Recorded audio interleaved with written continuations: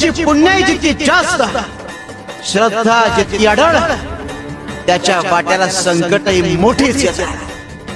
पण जो वादळी वाऱ्यातही न डगमगता समुद्राच्या लाटांना पार करतो, त्यालाच किनारा लाभतो.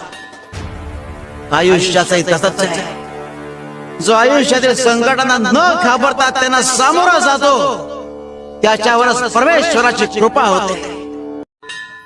भविष्य, आश्वासन, अरे मुळातच त्या लोकांना स्वतःच भविष्य काय हे ठाऊक नाहीये, म्हणून स्वतःच नियंत्रण इतरांच्या हाती देऊन मोकळे होतात. आणि तो मोरक्या जो इतरांचं भविष्य सांगणार आहे, त्याला स्वतःच भविष्य ठाऊक आहे का? अरे ज्याला स्वतःच ज्ञान नाही, तो इतरांना काय मार्ग दाखवणार?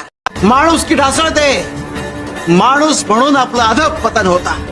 म्हणून कुणाचाही विश्वासघात करताना एकदा नाही, हजारदा विचार करावा. शिव शंकर शंभो.